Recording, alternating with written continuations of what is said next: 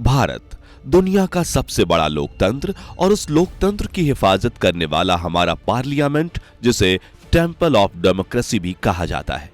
लेकिन भारत में जितना पुराना इतिहास इस लोकतंत्र के मंदिर का है, उतना ही पुराना है इस पर होने वाले हमले का इतिहास। जी हां, ये बात तो आप सब जानते ही होंगे कि भारत के पार्लियामेंट पर एक बार फिर से चौंका देने वाला सिक्योरिटी ब्रीच हुआ है।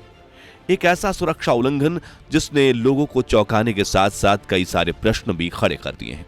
13 दिसंबर 2023 जब पार्लियामेंट में चल रहे बीच सेशन के दौरान अचानक से दो लोगों ने आकर टीयर गैस फेंक दिया, जिसके बाद पूरे पार्लियामेंट में अफरा तफरी मच गई और देखते ही देखते टीयर गैस पूरे पार्लियामेंट में फैल गया। अब भले ही यह घटना ज्यादा घातक सिद्ध ना हुई हो, लेकिन इसने संसद की सुरक्षा पर ढेरों सवाल खड़े कर दिए।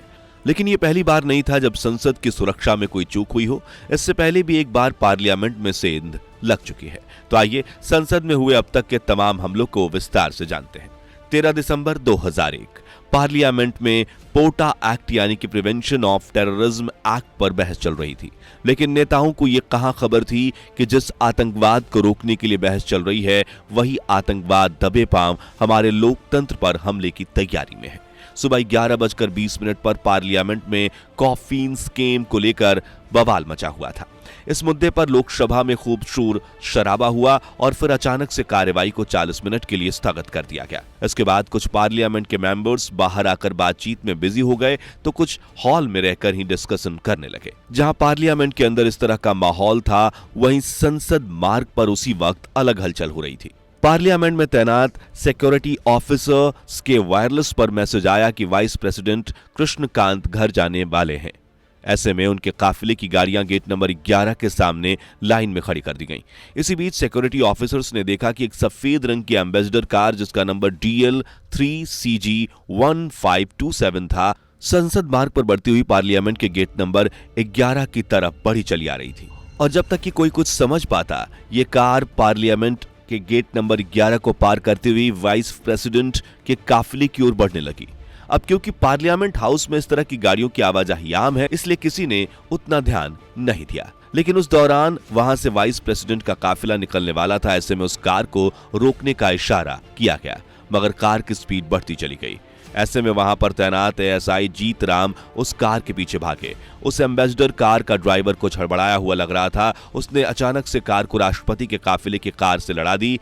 ASI जीत राम गुस्से में कार के ड्राइवर के पास पहुंचे और उन्होंने उसका कॉलर पकड़ लिया। उन्होंने देखा कि अंदर सेना के जवान बैठे हैं। इतने में ड्राइवर ने ASI से कहा कि हट जाओ वरना गोली मार देंगे। ये सुनते ही ASI ये समझ गए कि अंदर भले ही लोग सेना की वर्दी में हों, लेकिन असल में ये कोई और ही है। ऐसे में उन्होंने जैसे ही अपना रिवॉल्वर निकाला, कार चला रहा शख्स तेजी से कार को गेट नंबर 9 की तरफ ले जाने लगता है। लेकिन तब तक सिक्योरिटी गार्ड JP यादव ये सब देख चुके थे। उन्होंने तुरंत सबको सारे गेट्स बंद करने का मैसेज दे दिया। उधर हड़बड़ी में एम्बेसडर कार सड़क किनारे लगाए गए पत्थरों से टकराकर रुक गई, जिसके बाद कार में सवार 5 लोग उतरे और उन्होंने तुरंत वायर्स बिछाना शुरू कर दिया। अब तक ये साफ हो चुका था कि ये लोग आतंकी हैं और एक्सप्लोजिव लगा रहे हैं। इतने में SI जीत राम ने एक आतंकी पर रिवॉल्वर से फायर किया और गोली आतंकी के पैर पर जा लगी, जिसके जवाब में आतंकियों ने भी जवाबी हमला किया और गोली लगने की वजह से ASI जीत राम वहीं गिर गए। आतंकी चाहते थे कि कार को ब्लास्ट करके उड़ा दें, लेकिन उनकी यह कोशिश कामयाब न हो सकी। ऐसे में उन्होंने फायरिंग करनी शुरू कर दी। उधर गेट बंद कराने का मैसेज देकर आए सिक्योरिटी गार्ड जब ASI जीत राम के पास पहुंचे, तब बहुत देर हो चुकी थी और आतंकियों की गोली के शिकार हुए जीत राम साहस का परिचय देते हुए शहीद हो गए। उधर आतंकी गेट नंबर 9 की तरफ फायरिंग और ग्रेनेड फेंकते हुए आगे बढ़े, जिससे पार्लियामेंट जल्दी ही गोली और बम धमाकों की आवाज से दहल उठा। इधर धमाकों से सुरक्षाकर्मी तुरंत हरकत में आए और पूरे कैंपस में फैल गए। उस वक्त 100 से ज्यादा मेंबर्स पार्लियामेंट में ही मौजूद थे। सुरक्षाकर्मी जल्दी जल्दी इन मेंबर्स, MPs और मीडिया को सेफ जगहों पर ले जाना शुरू कर देते हैं। ऐसे में उस टाइम के होम मिनिस्टर लालकृष्ण आडवाणी समेत बड़े नेताओं को पार्लियामेंट में ही बनी एक सीक्रेट जगह पर ले जाया जाता है। कुछ पार्लियामेंट मेंबर्स बाहर ही टहल रहे थे। उन्हें भी अंदाजा हो गया था कि पार्लियामेंट पर आतंकी हमला हो चुका है, लेकिन तब तक सुरक्षा के लिए सभी जरूरी कदम उठा लिए गए थे। सभी गेट्स बंद कर दिए गए थे और सिक्योरिटी फोर्सेस ने मोर्चा संभाल लिया था। उधर गेट नंबर 9 की तरफ बढ़ रहे आतंकियों को रोकने के लिए भारी फायरिंग की जा रही थी। इससे पहले कि वो वहां पहुंचते, गेट को बंद कर दिया गया। गोलीबारी से 3 टेररिस्ट जख्मी हो गए, मगर फिर भी वे आगे बढ़ते ही जा रहे थे। आतंकियों ने जब देखा कि गेट नंबर 9 बंद है तो वो गेट नंबर 5 की तरफ भागने लगे, मगर इसमें से 3 टेररिस्ट को सुरक्षा कर्मियों ने गेट नंबर 9 के पास ही मार गिराया। एक टेररिस्ट ग्रेनेड फेंकता हुआ गेट नंबर 5 के पास पहुंच गया, मगर उसे भी मार दिया गया।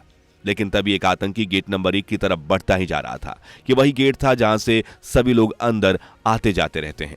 लेकिन गेट बंद होने के कारण वो वहीं रुक गया, क्योंकि उसका इरादा अंदर जाकर खुद को ब्लास्ट करने का था। मगर तभी एक गोली उसके शरीर में बंधे एक्सप्लोसिव से टकराई और वो वहीं ब्लास्ट हो गया।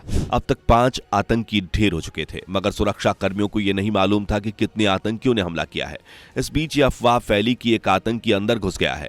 अफवाह फैलने की वजह यह भी थी कि आतंकियों ने जो ग्रेनेड फेंके थे वो काफी देर बाद फटे। अब तक सुरक्षा कर्मी पूरे पार्लियामेंट हाउस को अपने कब्जे में ले चुके थे। वे किसी तरह के खतरे की कोई गुंजाइश नहीं छोड़ना चाहते थे। आतंकी और सुरक्षा कर्मियों के बीच वो मुठभेड़ करीब 30 मिनट तक चला, जिसके बाद एम्बुलेंस, बॉम्ब स्क्वाड और स्पेशल एजेंसीज के लोग पहुंचने लगे थे। घायलों को तुरंत हॉस्पिटल ले जाया गया। जिस कार से आतंकी अंदर आए थे उसकी जांच करने पर पता चला कि उसमें वेपन और एक्सप्लोसिव रखे हुए थे। कार के अंदर 30 किलो आरडीएक्स भी रखा हुआ था, जिससे साफ पता चल रहा था कि आतंकियों के मंसूबे कितने खतरनाक थे। जिसके बाद पार्लियामेंट हाउस से लोगों को बाहर निकाला गया, पर निकालने से पहले सभी का आइडेंटिटी कार्ड चेक किया गया। जब सुरक्षाकर्मी इस बात को लेकर कंफर्म हो गए कि अब कोई खतरा नहीं है, तब जाकर एमपीज को बाहर निकाला गया। इस अटैक में सभी 5 आतंकी मारे गए और दिल्ली पुलिस के 6 जवान और पार्लियामेंट के 2 सुरक्षाकर्मी शहीद हुए, जिसमें एक माली की भी मौत हुई थी।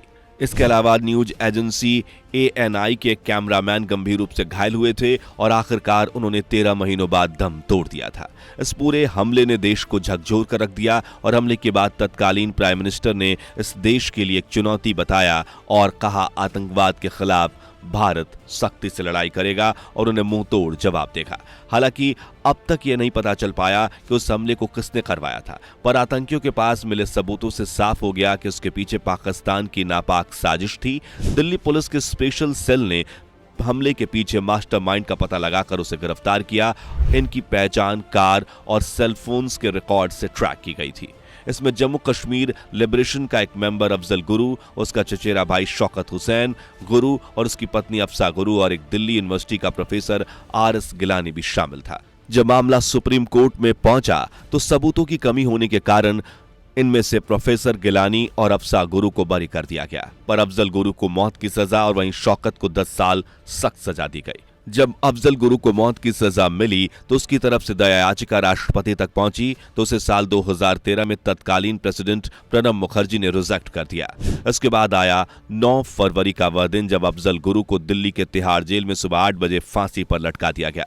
भारत ने अफजल गुरु के फांसी से न सिर्फ पाकिस्तान को बल्कि पूरी दुनिया को यह संदेश दिया कि वह आतंकवाद के खिलाफ न पहले कभी झुका है न आगे कभी झुकेगा। हाल ही में पार्लियामेंट में घुसे 2 लोगों ने फिर से उसी घटना की याद दिला दी, लेकिन यहाँ सवाल यह है कि आखिर वो लोग पार्लियामेंट में घुसे क्यों थे। पुलिस सूत्रों के मुताबिक संसद की सुरक्षा में सेंध लगाने की साजिश 6 लोगों की ओर से योजनाबद्ध और सावधानी पूर्वक बनाई गई थी। वहीं साजिश रचने वाले सभी लोगों को पुलिस ने पकड़ लिया। सभी 6 आरोपी एक दूसरे को 4 साल से जानते थे और कुछ दिनों पहले ही सेंध लगाने की योजना बनाई थी।